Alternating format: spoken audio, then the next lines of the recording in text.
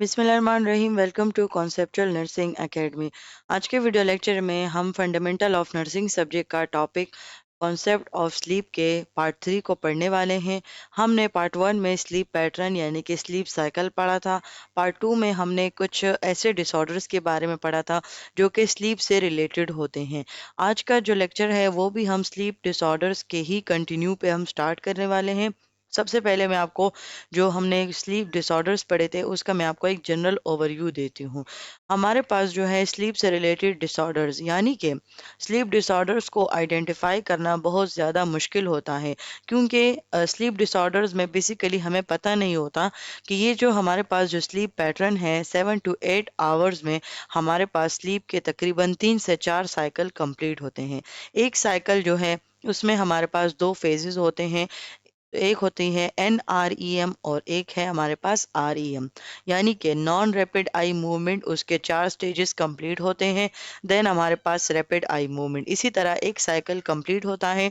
Normal adult के लिए 7 से 8 घंटे नींद लेना जो है ज़रूरी है और इसमें उसके तकरीबन 3 से 4 साइकिल कंप्लीट होते हैं।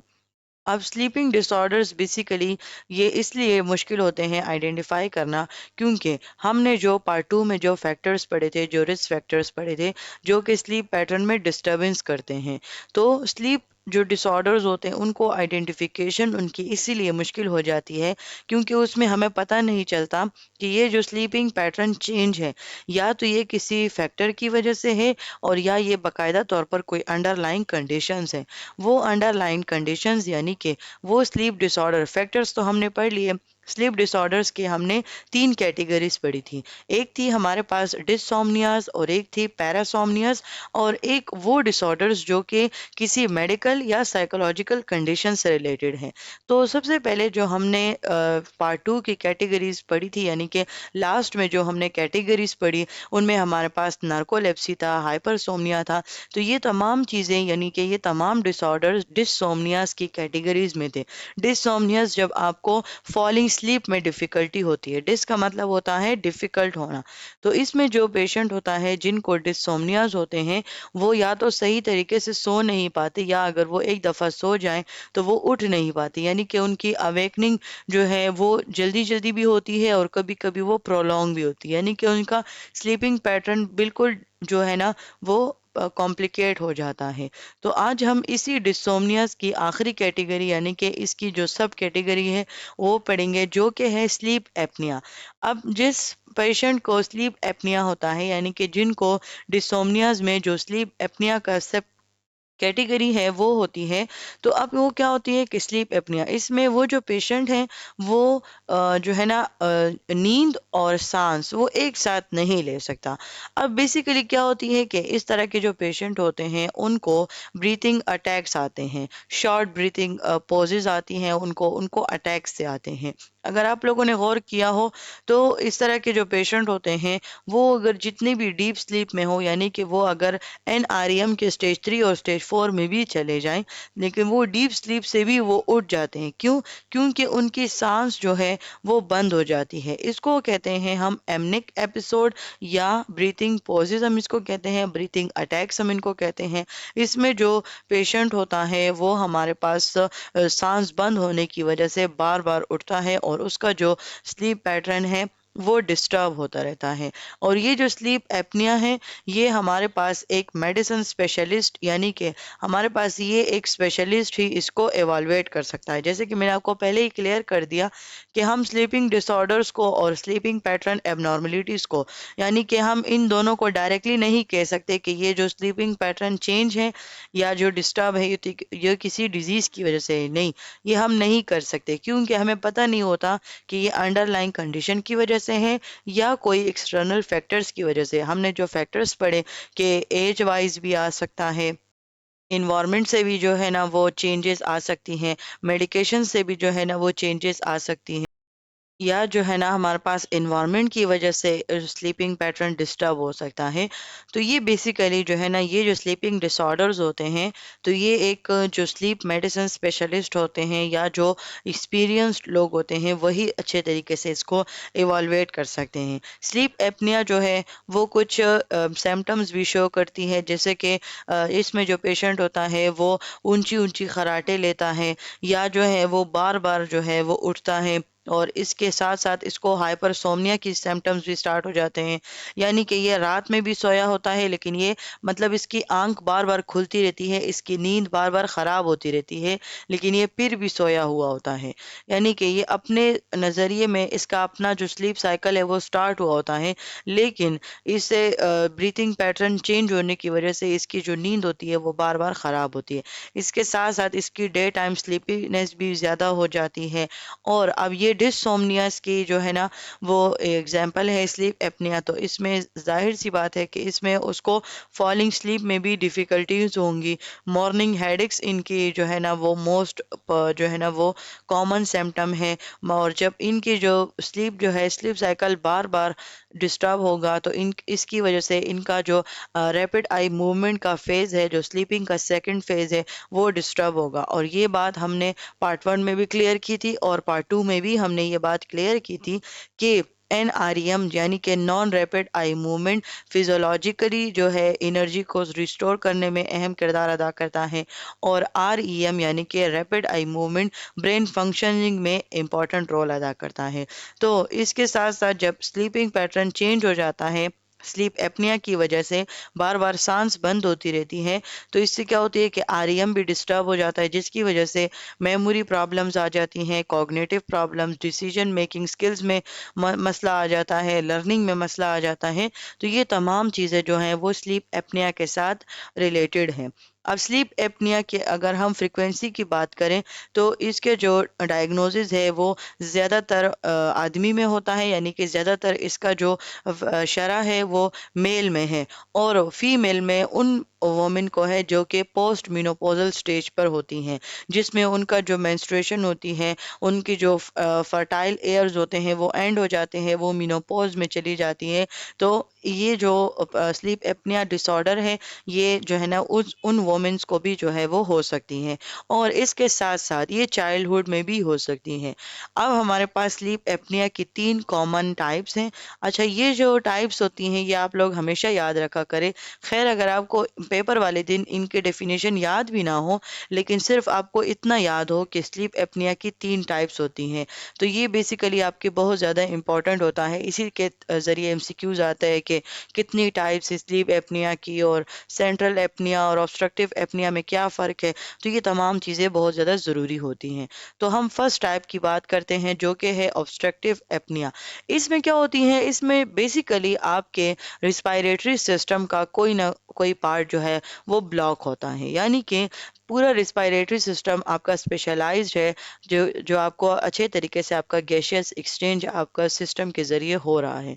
लेकिन जब किसी भी जगह पर रिस्पायरेटरी सिस्टम के किसी भी जगह पर अगर ब्लॉकेज हो गई है, अब ब्लॉकेज क्या होती है कि उसमें जो एयर फ्लो है वो स्टॉप हो जाएगी, चाहे वो फेरिंग्स में, चाहे वो ओरल कैविटी में, चाहे जहाँ पर भी। यानी कि जब रिस्पायरेटरी सिस्टम के किसी भी कैविटी में, किसी भी पैसेज वे में, किसी भी रास्ते में जब ब्लॉकेज आ जाता है, तो उसकी वजह से एयर ब्लॉक हो जाती है। तो अब ये जो पर्सन है, ये क्या होती हैं कि ये जब वो नॉर्मल हालत में, यानी कि अगर वो जाग रहा है या वो सो रहा है, हम नॉर्मल लोग सांस लेते हैं और हम इसी सांस पर जिंदा हैं।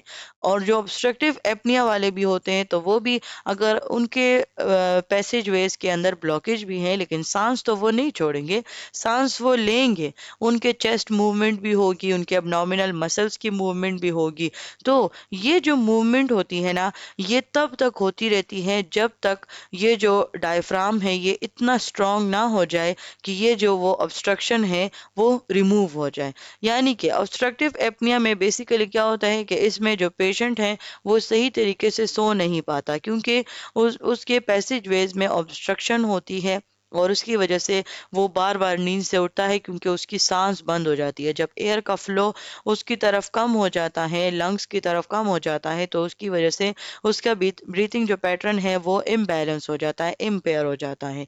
तो अब ये जो ऑब्स्ट्रक्टिव एपनिया है, इसको हम हमारी बॉडी इस तरीके से ट्रीट करती है कि जो मुसलसल चेस्ट एंड एब्डोमिनल मसल्स की मूवमेंट होती है, ये तब तक होती रहती है, कंटिन्यूस होती है, जब तक डायफ्राम इतना स्ट्रॉन्ग ना हो जाए कि वो इस ऑब्स्ट्रक्शन को खुद ही जो है वो रिमूव कर दे। अच्छा, ये जो हमने बात की कि ये जो है हमारे पास डायफ्राम के स्ट्रांग होने की वजह से ऑब्स्ट्रक्शन रिमूव हो जाती है। तो ये तो बेसिकली वो पैसेजवेज है जो कि डायफ्राम के साथ लिंक्ड है। लेकिन इसके साथ साथ कुछ ऐसे स्ट्रक्चर में भी अगर ऑब्स्ट्रक्शन आ जाए तो वो ऑब्स्ट्रक्टिव एपनिया को जो है ना वो स्टिमुलेट करता है, यानी कि उसको इनिशिएट करता है, जिसमें हमारे पास अगर टॉन्सिल्स इनलार्ज हैं, एडिनॉइड्स हो गए, नेजल सेप्टम जो है वो डेविएट हुआ है, नेजल पॉलिप्स यानी कि जो आउट ग्रोथ होती है नेजल में, जिसको आम जबान में कहते हैं कि नाक का गोश्त जो है वो उभर आता है, या ओबेसिटी। तो ये बेसिकली वो कुछ ऐसे फैक्टर्स हैं जो कि ऑब्स्ट्रक्टिव एपनिया की तरफ एक पेशेंट को वल्नरेबल कर देते हैं। अब ऑब्स्ट्रक्टिव स्लीप एपनिया के सिम्टम्स में हमारे पास, यानी कि ये बेसिकली खराटों से स्टार्ट होता है। इसमें जो पेशेंट है वो खराटे लेना शुरू करता है और उस खराटों के दरमियान में जो है उसकी एकदम से ऑब्स्ट्रक्शन हुई होती है उसकी, तो उसका जो है ना एकदम से उसकी सांस बंद हो जाती है और वो उठ जाता है। उसके बाद जो है हमारे पास क्या होती है, एक एपनिक एपिसोड के एंड पर, अब एपनिक एपिसोड बेसिकली क्या होता है कि वो एपिसोड जिसमें वो ब्रीथिंग अटैक्स होता है और उसकी वजह से वो पेशेंट का स्लीप पैटर्न है वो डिस्टर्ब हो जाता है। तो एक एमनिक एपिसोड के एंड पर जो है हमारे पास कार्बन डाइऑक्साइड का लेवल ब्लड में बढ़ जाता है, जिसकी वजह से क्लाइंट जो है वो जाग जाता है। अब इसका मतलब क्या होता है, इसका मतलब ये है कि हमारे पास एयर जो है वो फ्लो होती है, इन फ्लो भी उसकी होती है और आउट फ्लो भी उसकी होती है। लेकिन जब ऑब्स्ट्रक्शन आ जाती है, उस ऑब्स्ट्रक्शन की वजह से जो बाहर का ऑक्सीजन है वो अंदर नहीं आ पाता, और जो अंदर का कार्बन डाइऑक्साइड है जिसको बाहर निकलना है वो बाहर निकल नहीं पाता, रास्ता बंद हो जाता है। उनकी वजह से क्या होती है कि कार्बन डाइऑक्साइड का लेवल ब्लड में बढ़ जाता है और वो पेशेंट जो है वो उसको ब्रीथिंग अटैक्स आ जाते हैं और वो उठ जाता है। तो ये बेसिकली हमारे पास क्या है, ऑब्स्ट्रक्टिव एपनिया है। अब हमारे पास आता है सेंट्रल एपनिया। ये बेसिकली हमारे पास जब रिस्पायरेटरी सेंटर में जो है ना डिफेक्ट आ जाए। रिस्पायरेटरी सेंटर हमारे पास क्या है, रिस्पायरेटरी सेंटर ये वो सेंटर है, एरिया है ब्रेन का जो कि रिस्पायरेटरी रेट को कंट्रोल करता है। अगर आपको एनाटॉमी का नर्वस सिस्टम याद है तो उसमें जो हमने ब्रेन के जो है ना स्ट्रक्चर्स पढ़े थे, तो उसमें हमने मेड्यूला ऑब्लंगेटा एंड पोन्स के बारे में पढ़ा था। और साथ साथ जब हमने फर्स्ट सेमेस्टर का फंडामेंटल ऑफ नर्सिंग सब्जेक्ट किया था, उसके वाइटल साइंस में जब हमने रिस्पायरेशन पढ़ा था, तो उसमें जो है ना हमने सेंट्रल एरिया यानी कि हमने रिस्पायरेटरी सेंटर को डिस्कस किया था। जो ब्रेन का वो एरिया जो कि रिस्पायरेशन के लिए रिस्पॉन्सिबल है वो मेड्यूला ऑब्लंगेटा और पॉन्स होते हैं। उनका काम क्या है कि जो हमारे पास चेस्ट मूवमेंट होती है, मसल्स मूवमेंट होती है, एयर का इन एंड आउट फ्लो होता है, तो ये तमाम चीज़ें रिस्पायरेटरी सेंटर कंट्रोल करता है। अब जब इस रिस्पायरेटरी सेंटर में हमारे पास डिफेक्ट आ जाए, यानी कि ख़राबी आ जाए, तो उसकी वजह से जो एपनिया काज होगा, यानी कि जो स्लीपिंग पैटर्न में सोने के दरमियान जो पेशेंट को ब्रीथिंग अटैक्स आएंगे, तो वो बेसिकली हमारे पास सेंट्रल एपनिया होते हैं। ऑब्स्ट्रक्टिव एपनिया में आपके सिस्टम में ऑब्स्ट्रक्शन आती है, और सेंट्रल एपनिया बेसिकली आपका जो रिस्पायरेटरी कंट्रोल सेंटर है, मेड्यूला ऑब्लंगेटा एंड पॉन्स, तो ये हमारे पास उन लोगों में सेंट्रल एपनिया होता है। अब वो लोग जिनको ब्रेन स्टेम इंजरीज हो जाए, या मस्कुलर डिस्ट्रॉफी हो जाए। अब ब्रेन स्टेम जो है मेडुला ऑब्लंगेटा और ब्रेन स्टेम का आपस आपस में इंटरलिंक्ड है। तो बात का मतलब ये है कि जिन लोगों को ब्रेन के एरियाज उनके डैमेज हो जाते हैं या उनके अंदर इंजरी हो जाती है, तो उनका चांस होता है कि वो सेंट्रल एपनिया जो है वो उनको स्टार्ट हो जाए, क्योंकि उनकी वजह से उनका जो रेस्पिरेटरी सेंटर है वो डैमेज हो जाता है और जिसकी वजह से स्लीप एपनिया हो जाती है। अभी ये आप लोग एमसीक्यूज के लिए नोट करें कि ऑब्स्ट्रक्टिव एपनिया तो हमने कह दिया कि बॉडी उसको खुद भी रिमूव करने की कोशिश करती है, जैसे कि डायफ्राम को स्ट्रॉन्गर से स्ट्रॉन्गर करती चली जाती है, जो कि वो ऑब्स्ट्रक्शन को खुद ही रिमूव ना कर लें। लेकिन सेंट्रल एपनिया का अभी अवेलेबल कोई ट्रीटमेंट नहीं है। अच्छा, अब थर्ड कैटेगरी है हमारे पास स्लीप एपनिया की, वो है मिक्स्ड एपनिया। जब सेंट्रल एपनिया भी हो और ऑब्स्ट्रक्टिव एपनिया, उसके सिस्टम में भी ऑब्स्ट्रक्शन हो जिसकी वजह से एयर फ्लो कॉम्प्रोमाइज हो और उसको ब्रीथिंग अटैक्स आए, ब्रीथिंग पॉजेज आए स्लीपिंग के दौरान, और उसका रिस्पायरेटरी सेंटर भी डैमेज हो, यानी कि उसको ब्रेन पर भी जो है ना वो इंजरी हुई हो, उसका रिस्पायरेटरी सेंटर भी डैमेज हुआ हो, इंजरी हुई हो उसमें। तो ये बेसिकली जब दोनों मिल जाएं तो इसको फिर हम कहते हैं मिक्स्ड एपनिया। अच्छा, अब हमारे पास जो है एक और कैटेगरी है डिसोमनियस की। तो ये है हमारे पास इनसफिशिएंट स्लीप। अब बेसिकली हमारे पास जब हमने कहा कि डिसोमनियस में जो पेशेंट है तो वो जो है ना वो जल्दी सो नहीं पाता, यानी कि उसकी आंख जल्दी नहीं लगती, उसको फॉलिंग स्लीप में डिफ़िकल्टी आती है। तो जब वो डिफ़िकल्टी आती है तो उसकी वजह से उसकी नींद पूरी नहीं होती। अगर ख्वाह वो 10 घंटे भी सो जाए, वो 10 घंटे के लिए भी लेट जाए, लेकिन अगर उस बीच में उसने सही तरीके से आराम ना किया, अगर उसकी आँख ही नहीं लगी और अगर उसको आँख लगी भी है लेकिन उसका बार-बार उसको अवेकन हो रहा है, वो जाग रहा है बार-बार, तो इससे क्या होगा कि अगर तो वो उठ भी जाएगा तो वो उसी तरह जो है ना वो स्लीपीनेस फील करेगा, वो थका हुआ होगा सारा दिन। यानी कि वो जब उसकी स्लीपिंग पैटर्न डिस्टर्ब होती हैं तो उनका एनआरईएम भी डिस्टर्ब होता है, जिसकी वजह से उसकी फिजियोलॉजिकली भी वो इम्पेयर हो जाती है, फिजियोलॉजिकली भी प्रॉब्लम्स आ जाती हैं। और जब उसका आरईएम भी कंप्लीट नहीं हो पाता तो बेसिकली उसके ब्रेन फंक्शंस भी जो है ना वो इम्पेयर हो जाते हैं। अच्छा, अब इनसफिशिएंट स्लीप की जो सिवियरिटी है और क्रॉनिसिटी है वो डिपेंड करती है कि पेशेंट जो है वो उसको मतलब वो क्रॉनिक है, इनसफिशिएंट स्लीप का जो प्रॉब्लम है वो क्रॉनिक है, और अगर सिवियर है या नहीं वो माइल्ड लेवल पर है। माइल्ड लेवल पर क्या होगा कि ये कुछ ही दिनों के लिए होगा और ये इतना ज़्यादा नुकसान नहीं करेगा।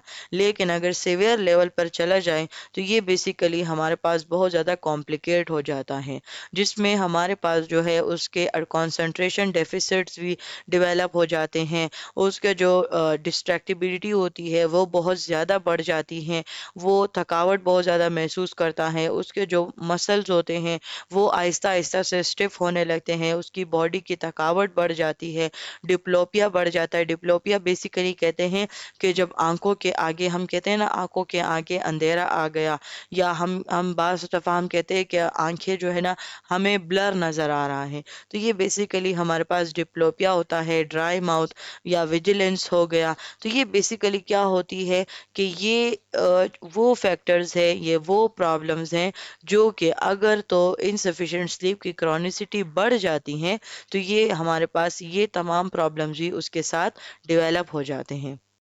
और यहाँ पर जो हमारे पास स्लीपिंग डिसऑर्डर्स की फर्स्ट कैटेगरी थी डिसोमनियाज, उसकी जो है ना हमारे पास जितनी भी उसकी टाइप्स थी, जितनी भी उसकी एग्जांपल्स थी, वो यहाँ पर कंप्लीट हो गई। अब हम स्लीपिंग डिसऑर्डर के सेकंड कैटेगरी की तरफ जाते हैं जो कि है पैरासोमनिया। अब पैरासोमनिया बेसिकली हमारे पास एबनॉर्मल बिहेवियर होता है। अब ये जो पेशेंट होते हैं या ये जो पर्सन है, ये जो क्लाइंट है, अब ये जब सोने के दरमियान ये कुछ एबनॉर्मल एक्टिविटीज़ करेगा, एबनॉर्मल बिहेवियर करेगा। अब ये वो बिहेवियर होंगे जो कि उसको याद भी नहीं होंगे, लेकिन ये अनइंटेंशनली जो है ये उसके बिहेवियर होंगे। अच्छा, जो हमारे पास इंटरनेशनल क्लासिफिकेशन हुई है जो पैरासोमनियस की, तो उसमें उन्होंने जो है पैरासोमनियस को 3 हिस्सों में डिवाइड किया है, यानी कि کہ इसको अलग अलग पढ़ने के लिए। पैरासोमनियाज बेसिकली एक ही हैं, लेकिन इसको अलग अलग पढ़ने का मकसद ये है कि इनकी कैटेगरीज जो है वो हेल्थ केयर प्रोवाइडर्स को समझ आ जाए, और इसकी कैटेगरीज को अलग अलग पढ़ना रिसर्च के लिए बहुत ज़्यादा ज़रूरी था। तो उसमें हमारे पास जो है, जो सबसे पहली कैटेगरी है वो है अराउजल डिसऑर्डर्स। पैरासोमनियस की इस कैटेगरी में अब ये वो लोग आते हैं जो कि नींद में चलते हैं, या नींद में उनको ऐसे झटके टाइप लगता है, किकिंग मोशन ये करते हैं, या इनको ऐसा लगता है कि ये बेड से एकदम से गिर गए हैं, या जो है ना ये हाथ पैर इस तरह झटके से मारते हैं। तो ये बेसिकली जो लोग इस तरह की बिहेवियर को शो करेंगे तो वो अराउजल डिसऑर्डर्स में आते हैं। फिर उसके बाद हमारे पास स्लीप या वेक ट्रांजिशन डिसऑर्डर्स।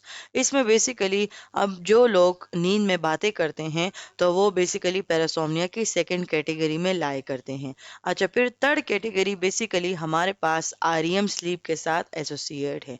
अब आरईएम स्लीप में हमारे पास यानी कि इसमें उनके जो है ना आरईएम स्लीप में प्रॉब्लम्स आ जाती हैं, आरईएम के स्टेज में प्रॉब्लम आती हैं। तो अब इस लेवल पर जो है ना हमारे पास नाइटमेयर्स यानी कि वो डरावना ख्वाब देखते हैं, या इसमें ब्रूक्सिज्म आता है। ये हम आगे डिस्कस करेंगे, लेकिन इस स्लाइड का सबसे बड़ा मकसद ये है कि आपको पता चल सके आप जो जो प्रॉब्लम्स हैं, यानी कि अगर कोई नींद में चलता है, नींद में बातें करता है, या वो डरावना ख्वाब देखता है, तो आपके अंदर एक कैपेबिलिटी हो, यानी कि इन टाइप्स को पढ़ने का मकसद ये होता है कि आपके अंदर इतनी कैपेबिलिटी हो कि आप पैरासोमनियस को अलग अलग जो है ना वो कैटेगराइज कर सकें। अच्छा, अब हम बात करते हैं डिफरेंट पैरासोमनियस की, यानी कि अब ये जो हमने यहाँ पर जो बिहेवियर्स हमने डिस्कस किए हैं, अब हम डिफरेंट डिजीज़ को इनके साथ लिंक करेंगे कि अब ये जो डिजीज़ है ये हमारे पास पैरासोमनिया की किस कैटेगरी में आते हैं। तो ब्रूक्सिज्म बेसिकली क्या होती है कि जब हमारे पास NREM यानी कि नॉन रैपिड आई मूवमेंट का स्टेज 2 होता है। अब ये स्टेज 2 जो है इसमें जो पर्सन है वो अभी बस उसकी आंख लगी हुई होती है, ठीक है, तो ये हमारे पास स्टेज 2 में होता है। अब इस तरह के जो पर्सन होंगे वो नींद में यानी कि वो अभी NREM के सेकंड स्टेज पर ही होंगे, तो वो अपने दांतों को ऐसे चबाते हैं, ऐसे जो है ना ऐसे जोर देते हैं अपने दांतों को, जैसे कि सही वो टूट जाए। तो बाज़ टाइम ये लोग नींद में इतना ज़्यादा दांतों को जोर दे देते हैं। अच्छा, अब आपने यहाँ पर कंफ्यूज नहीं होना कि वो जो पर्सन है जो कि ब्रूक्सिज्म का शिकार है, तो अब वो ये खुद से कर रहा है या ये वो जानबूझ के कर रहा है, नहीं। अभी वो नींद के स्टेज पे, नींद के साइकिल पे वो स्टार्ट हो गया है, वो स्टेज 1 से स्टार्ट हो गया है, वो स्टेज 2 तक पहुंच गया है। यानी कि अब ये जो बिहेवियर है ये उसका एबनॉर्मल जो बिहेवियर है, अब ये इनवॉलंटरी है, अब ये वो जानबूझकर या अपने होशो हवास में जो है ना वो नहीं कर रहा। तो वो जो है ना वो अपने दांतों को इतनी तेजी से जो है ना वो जोर देता है कि बाज़ टाइम उनका जो क्राउन होता है, उनका जो डेंटल क्राउन्स होते हैं वो भी ख़राब हो जाते हैं, और बाज़ लोगों का जो है ना बिल्कुल दांत निकल ही आता है, और उनकी वजह से क्या होती है कि उनका जो टेम्पो मैंडिबुलर जॉइंट है उनमें भी जो है ना वो इन्फ्लेमेशन आ जाती है, जिसकी वजह से उसको जो हमारे पास बाद में जो है TMJ सिंड्रोम बन जाता है। वो जो मसल्स है, वो जो जॉइंट है, वो हमारे पास डैमेज हो जाता है, इन्फ्लेमेशन काज हो जाती है, किस वजह से उस जो हमारे पास जो दांतों को जो क्लेंचिंग होती है, ग्राइंडिंग, यानी कि वो इतनी ज़ोर से अपने दांतों को चबा रहे होते हैं, अपने दांतों को ज़ोर दे रहे होते हैं। तो अगर पेशेंट जो है वो अगर अपने नींद में इस तरह का बिहेवियर कर रहा है तो ये बेसिकली हमारे पास ब्रूक्सिज्म में आता है, और ब्रूक्सिज्म जो है वो पैरासोमनियस की थर्ड कैटेगरीज में है। यानी कि अब ये वो पैरासोमनियाज होते हैं कि जब REM स्लीप के साथ वो रिलेट हैं, तो इसमें जो एग्जांपल है वो है ब्रूक्सिज्म। सेकंड हमारे पास पैरासोमनियस की टाइप है इनयूरेसिस। अब ये क्या होती हैं कि ये तकरीबन जो 3 साल से ऊपर के बच्चे होते हैं, यानी कि अब उनकी टॉयलेट ट्रेनिंग हो चुकी होती है, ब्लैडर ट्रेनिंग हो चुकी होती है, लेकिन अब कुछ फैक्टर्स ऐसे होते हैं कि ये 3 साल से ऊपर का भी बच्चा हो लेकिन वो फिर भी वो बेड वेट करता है।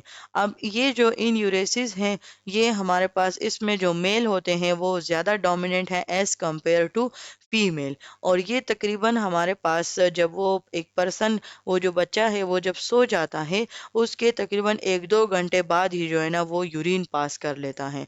और ये किससे होता है, किस वजह سے، یعنی کہ یہ کب ہوتا ہے کہ جب ہمارے پاس NREM کا اسٹیج 3 اور اسٹیج 4 جو کہ ہمارے پاس ڈیپ سلیپ سٹیجز ہیں، جب وہ جو بچہ ہے، وہ جو کلائنٹ ہے ہمارا، جب وہ ان سٹیجز سے گزرتا ہے، جب اس کا سلیپ سائیکل اسٹیج 3 اور اسٹیج 4 تک پہنچتا ہے تو وہ بیڈ ویٹ کرتا ہے۔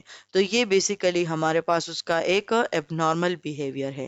اچھا، اب پیراسومنیاس کی کچھ اور کیٹیگریز ہیں، یعنی کہ میں نے جیسے کہا کہ ابھی ہم ڈفرینٹ ڈیزیزز پڑھیں گے اور اس کو ہم پیراسومنیاس کے جو ہم نے 3 کیٹیگریز جو کہ انٹرنیشنل کلاسیفیکیشن نے ہمیں دی ہیں تو اس میں ہم پڑھیں گے، جس میں جو پہلی کیٹیگری ہے اس کنڈیشن میں جو پرسن ہوگا وہ ہر منٹ کے درمیان، یعنی کہ وہ ہر 2-3 منٹ کے بعد ہر سلیپنگ سائیکل میں وہ جو ہے نا اپنے جو ہاتھ ہے یا پاؤں ہیں اس کو جھٹکا دے گا، اور یہ جو پیریوڈک لم موومنٹ ڈس آرڈر ہے یہ زیادہ تر کامن ہے اڈلٹس میں، اور اس طرح کے جو اڈلٹس ہوتے ہیں یعنی کہ جو PLMD والے جو پیشنٹ ہیں تو یہ بیسیکلی کیا کرتے ہیں، ککنگ موشن کرتے ہیں۔ اب یہ اتنی زور سے ہاتھ اور پاؤں کو مارتے ہیں کہ ان کی وجہ سے وہ خود بھی اٹھ جاتے ہیں اور وہ سلیپنگ پیٹرن جو ہے نا وہ ڈسٹرب ہوتا ہے۔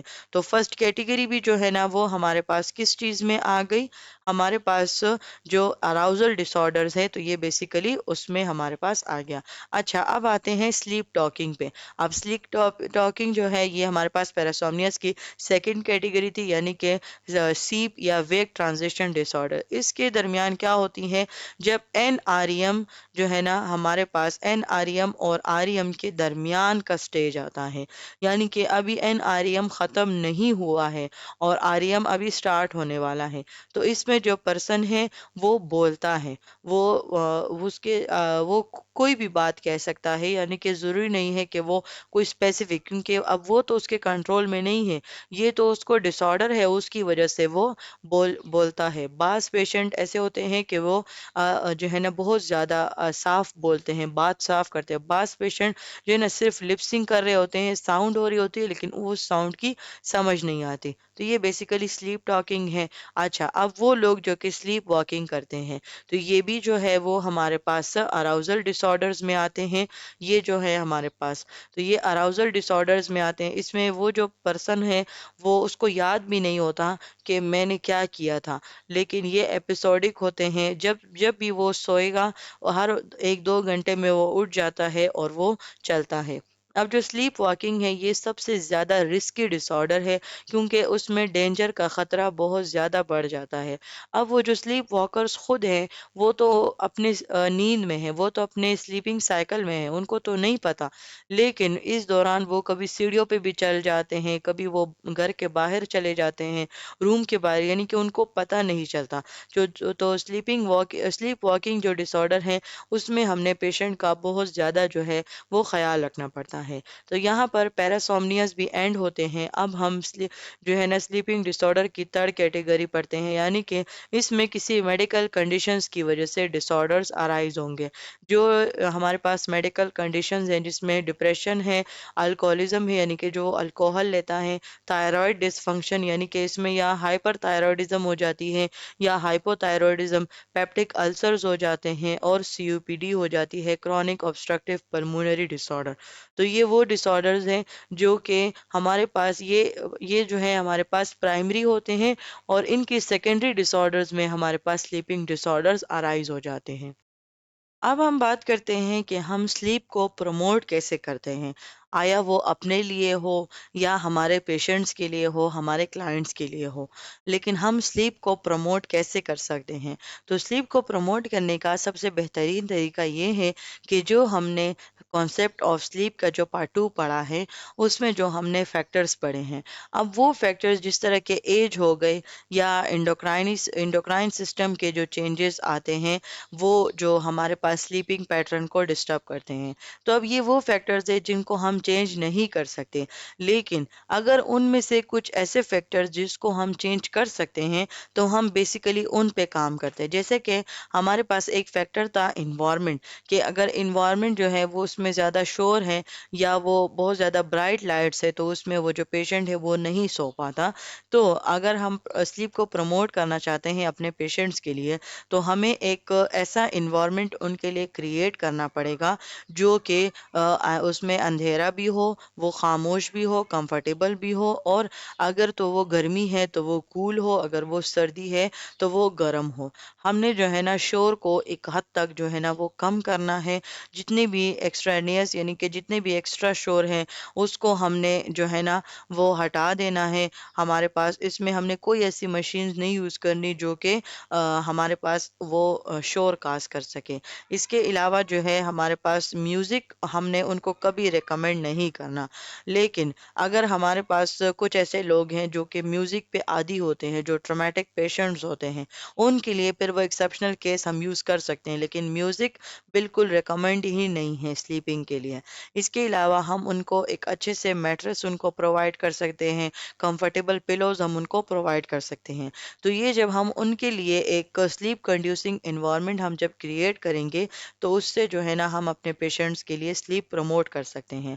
अच्छा, अब डाइट, अगर हम डाइट भी एक ऐसा फैक्टर है जो कि स्लीपिंग पैटर्न में चेंजेस लेकर आ सकता है। तो अगर हम उनकी डाइट पर गौर करें, यानी कि हम उन्हें कहें कि आपने बेड टाइम से 2-3 घंटे पहले यानी कि 2-3 घंटे के पहले आपने कुछ नहीं ऐसा खाना जो कि आपको हैवी मील आपने नहीं खाना जो कि बाद में आपको एसिडिटी या स्टमक पेन या जो है ना जो डाइजेस्टिव प्रॉब्लम्स होती हैं, तो वो आपने उनको स्टॉप करना है।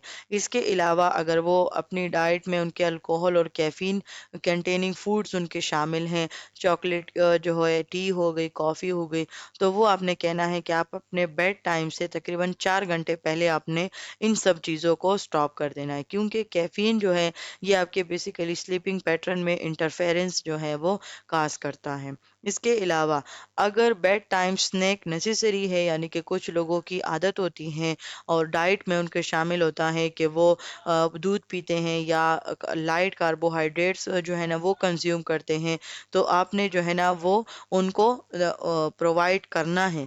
लेकिन साथ साथ आपने फिर उनको ये गाइडलाइन देनी है कि आपने फिर इसके साथ कोई स्पाइसी फूड्स, कोई हैवी फूड नहीं खाने, कि वो फिर आपकी नींद के दौरान वो आपके गैस्ट्रो इंटेस्टिनल अपसेट यानी कि वो आपके जीआईटी को अपसेट करे, जिसकी वजह से आपकी स्लीपिंग पैटर्न में चेंज आता है। तो ये वो डाइट है, यानी कि डाइट फैक्टर है, तो इसको अगर हम इस पर हम काम करें तो हम अपने पेशेंट की स्लीप को प्रमोट कर सकते हैं। अच्छा, अब मेडिकेशंस जो हैं वो हमारे पास एक आखिरी ऑप्शन होता है, यानी कि अगर तो हमने सब कुछ कर लिया, हमने जो तमाम फैक्टर्स थे जो प्रमोटिंग जो उसको एडवर वर्स भी कर सकते थे और उसको बेनिफिशियल भी, तो हमने उन सब पर काम कर लिया। अब मेडिकेशंस हमारे पास एक लास्ट ऑप्शन होता है कि अब कोई भी फैक्टर, कोई भी इंटरवेंशंस काम नहीं कर रहा, तो उनके लिए फिर हम उनको मेडिकेशंस दे सकते हैं जो कि हमारे पास प्रिस्क्राइब्ड हों, फिजिशियन से प्रिस्क्राइब्ड हों, और हमारे पास वो पेशेंट के एज मुताबिक हों, वेट मुताबिक हों, यानी कि हमने उनको बिल्कुल ओवरडोज भी नहीं करना और ना कि उनको आदत लगानी है, लेकिन हमने एज नीडेड जो है वो हमने यूज़ करना है।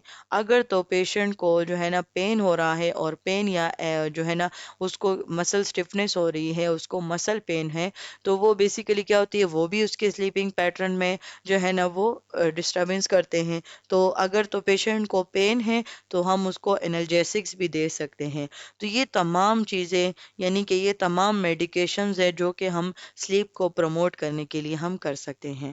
और यहीं तक जो है हमारे पास डिसऑर्डर्स एंड द जो हम स्लीपिंग प्रमोशन इंटरवेंशंस हैं वो हम यहाँ तक हम पढ़ते हैं और यहीं तक वो एंड होता है। इंशाल्लाह नेक्स्ट पार्ट में हम नर्सिंग प्रोसेस को जो है ना वो अप्लाई करेंगे प्रमोट स्लीप पर, यानी कि हम स्लीप को कैसे प्रमोट करते हैं और हम स्लीप कॉन्सेप्ट ऑफ स्लीप को नर्सिंग प्रोसेस के साथ कैसे रिलेट करते हैं, वो हम इंशाल्लाह नेक्स्ट पार्ट में पढ़ेंगे। अपना बहुत ज़्यादा ख्याल रखें। कोई भी क्वेश्चन हो तो वो आप कमेंट करके पूछ सकते हैं। मज़ीद ऐसी वीडियोस के लिए चैनल को सब्सक्राइब कर ले, बेल आइकन को भी प्रेस कर ले, ताकि आपको आने वाली मज़ीद तमाम वीडियोस जो है वो आसानी से मिल सके। Thank you so much for your attention.